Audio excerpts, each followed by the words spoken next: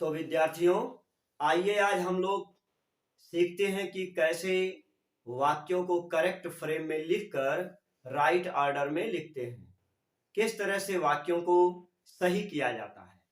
तो देखिए, सबसे पहले हमें जानना चाहिए कि सेंटेंस के कितने भाग होते हैं। तो यहाँ सेंटेंस के दो भाग हैं। पहला है सब्जेक्ट पार्ट और दूसरा है प्रेडिकेट। अब सब्जेक्ट पार्ट के भी भाग होते हैं। कोई भी सेंटेंस हम बनाएंगे तो उसमें एक सीरियल से सबसे पहले सब्जेक्ट लिखा जाएगा, फिर प्रेडिकेट लिखा जाएगा। और सब्जेक्ट में चार पार्ट होते हैं। पहले सब्जेक्ट के पार्ट को लिखा जाता है। तो सबसे पहले लिखा जाता है डिटरमिनर। ये डिटरमिनर क्या होता है? A and the, this, that, these, those, his, her, my, your. ये शब्द जो वाक्य के प्रारंभ में लगे रहते हैं, इन्हीं को हम लोग डिटरमिनर कहते हैं। डिटरमिनर के बाद लिखा जाता है एडजेक्टिव। एडजेक्टिव क्या होता है? डिटरमिनर तथा नाउन के बीच में आने वाला शब्द जो नाउन की विशेषता बताता है। मीन्स नाउन की विशेषता बताने वाले शब्दों को एडजेक्टिव कहते हैं। और एडजेक्टिव डिटरमिनर के बाद आता है या फिर नाउन से पहले आता है। एडजेक्टिव को डिटरमिनर और नाउन के बीच में लिखा जाता है। तीसरा नंबर आ जाता है नाउन का। अब नाउन को एडजेक्टिव के बाद लिखते हैं। नाउन क्या होता है? वाक्य में जो मुख्य कर्ता होता है, हेडवर्ड होता है, उसी को नाउन कहते हैं। नाउन के जगह पर ब्रदर, फादर, मदर, बॉय या किसी का नाम हो सकता है। इसके बाद प्रेडिकेट पार्ट शुरू होने से पहले, मीन्स हेल्पिंग वर्ब से पहले शब्दों का जो समूह होता है, जैसे in the room, on the road, in the garden, in the chair या ऑन द प्लेटफॉर्म, इस तरह से शब्दों का समूह, जैसे एक, दो, तीन, तीन शब्द का एक समूह है। ऐसे देखिए, प्रायः एडजेक्टिवल फ्रेज तीन शब्दों के समूह में आता है। अर्थात एडजेक्टिवल फ्रेज में शब्दों का समूह होता है और यह सेंटेंस में हेल्पिंग वर्ब से पहले लिखा जाता है। तो इस क्रम में व्यवस्थित करके ही हम कोई सेंटेंस करेक्ट फॉर्म में, राइट ऑर्डर में लिख सकते हैं। तो किसी सेंटेंस को राइट ऑर्डर में लिखने का स्ट्रक्चर क्या है, आइए पहले हम स्ट्रक्चर को लिख लेते हैं। किसी सेंटेंस की रचना करते समय हम ध्यान देते हैं कि पहले नंबर पर हम लोग लिखते हैं डिटरमिनर को, दूसरे नंबर पर एडजेक्टिव को, तीसरे नंबर पर नाउन को और चौथे नंबर पर एडजेक्टिवल फ्रेज को लिखा जाता है। और परीक्षा में प्रायः प्रेडिकेट पार्ट पहले से ही लिखकर दिया गया रहता है। हम लोगों को यही सब्जेक्ट का पार्ट जो है, इसी को भरना रहता है। इसको भरने का यही क्रम है। पहले डिटरमिनर, फिर एडजेक्टिव, फिर नाउन और फिर एडजेक्टिवल फ्रेज। इस क्रम में जब हम लिखते हैं तो वाक्य राइट ऑर्डर में हो जाता है। तो आइए एग्जाम्पल के माध्यम से समझते हैं। पहला एग्जाम्पल है डांफ्ड, गर्ल्स, दोज, प्रेटी।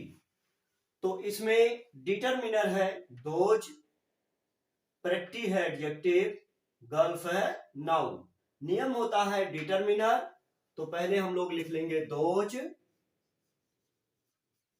डिटरमिनर हो गया। उसके बाद एडजेक्टिव प्रेटी,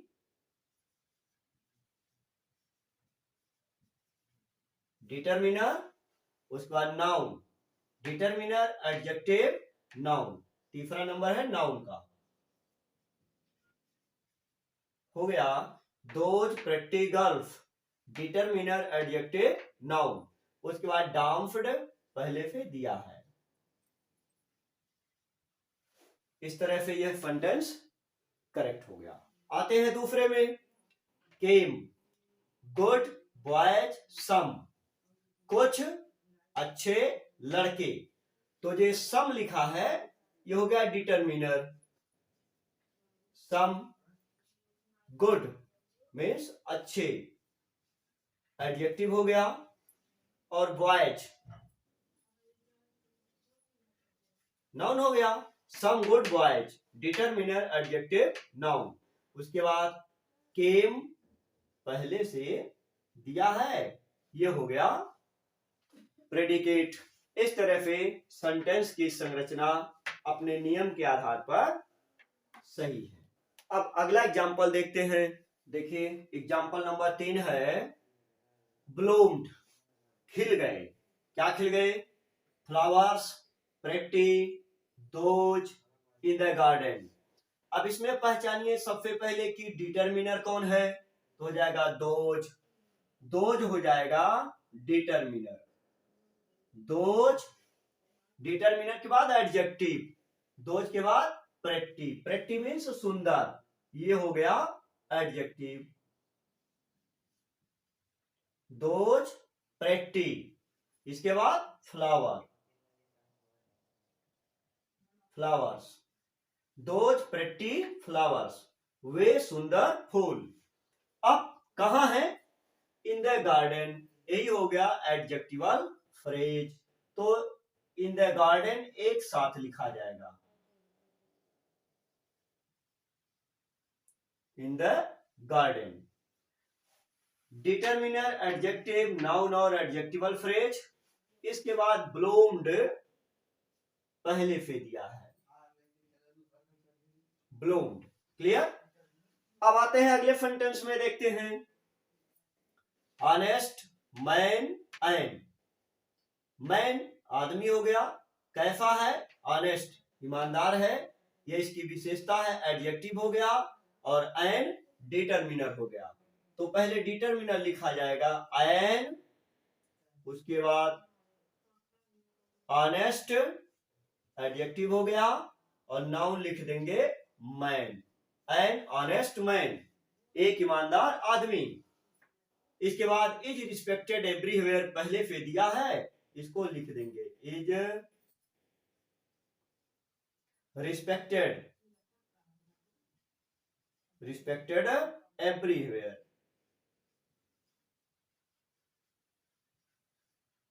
रिस्पेक्टेड एवरीवेयर। इस तरह से हम लोग नियम का पालन करते हुए सेंटेंस को राइट ऑर्डर में लिख रहे हैं। अगला क्वेश्चन देखते हैं। लिखा है that sitting on the chair girl. इसमें पहचानिए डिटरमिनर क्या है? दैट। लिखा जाएगा that girl,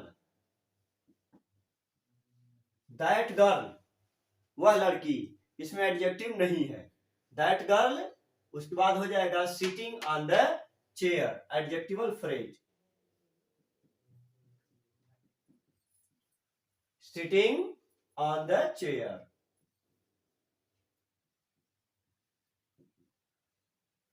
that girl sitting on the chair. आगे है is writing a letter, is writing a letter. और अगले में इसी तरह से हो जाएगा द रेड फ्लावर। क्या हो जाएगा? The red flower, the red flowers in my garden.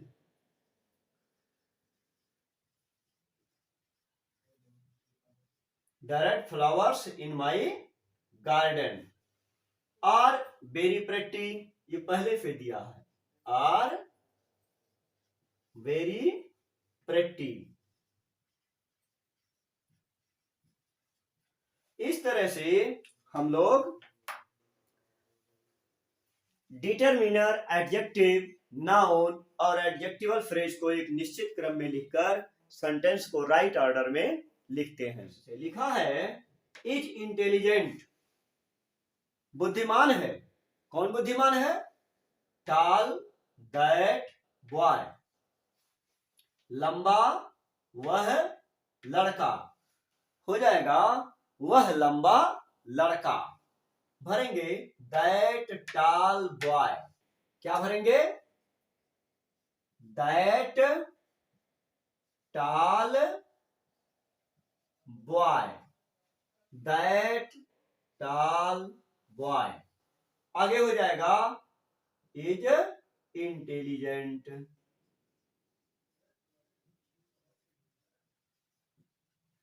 चलिए दूसरा देखते हैं।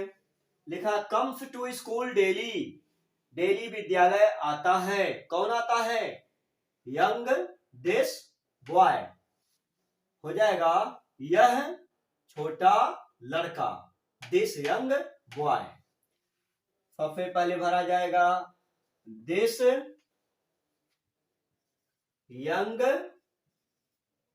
बॉय, यह छोटा लड़का। आगे कम्स टू स्कूल डेली।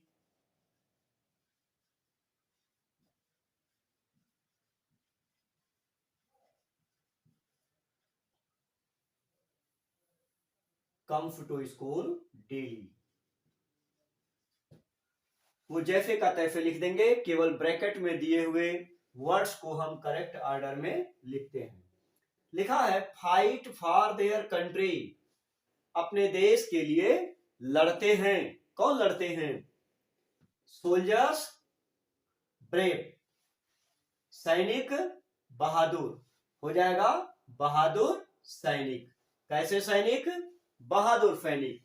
तो आंसर में आ जाएगा brave soldier, brave soldier, brave soldiers fight for their country. जैसे का तैसे लिख लेंगे।